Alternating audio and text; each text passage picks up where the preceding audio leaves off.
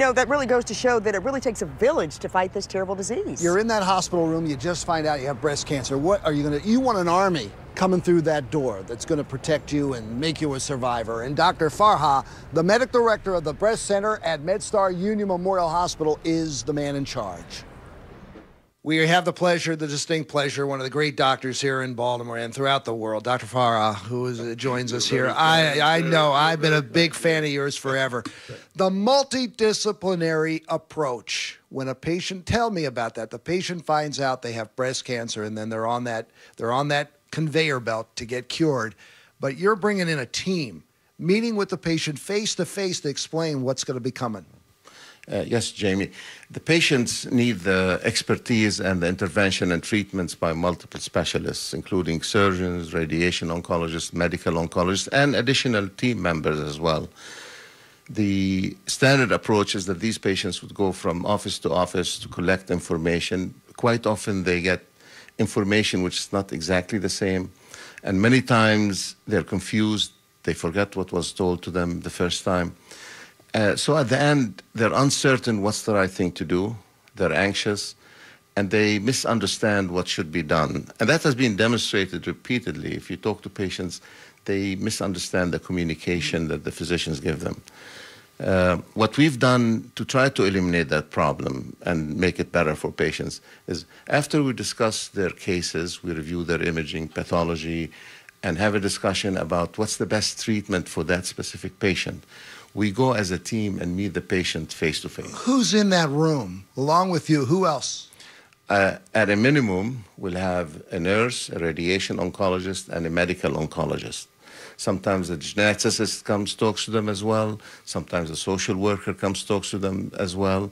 And it all depends on the needs of that particular patient and what's relevant to their care. When you look a patient in the eye, what do you see besides fear and fear? Uncertainty. Yeah. Uncertainty. I think compliance with treatment becomes an issue if they're not sure whether this is the right thing to do. One of the most important things for patients is to accept that this team is focused on my care personally and they want my interests first. And that personal interaction with the whole team creates that level of confidence with the patients. Are all the doctors on board when you talk to the patient, or is there somebody who said, no, doctor, I think we ought to do? We could change plans in the middle of the discussion as more information comes out. For example, we could say, well, this patient is not going to be able to handle chemotherapy. Once we see the patient or the medical oncologist sees the patient, then we adjust the plan.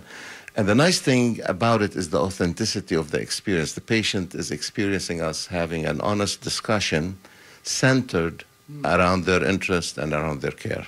The questions that they ask, I mean, they're all over the place, I guess. And when you're emotional like that, it could be anything, right?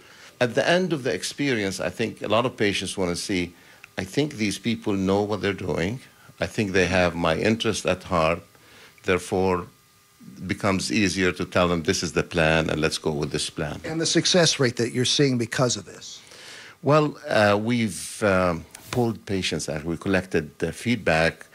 I just looked at about 70 feedback questionnaires that the patients filled out, and the experience has been uniformly loved by patients. We were worried, is the 2-hour experience too many people, too much information? Everybody said, no, this was optimal. This was great. We like the fact that you're talking amongst each other and you're thinking about me. So patients like it a lot. How about this? Instead of seeing the fear, maybe at the end of the 2 hours, you're seeing hope. That's a huge thing. You are absolutely right. And you could see the difference when you face them first and the end. You could see a big relief, and especially when you reach a conclusion, they like it, and the plan is set. It's a big relief for patients and their families. You're the best. I've always said that. You know that. All right. Thank you for saving our lives, will you?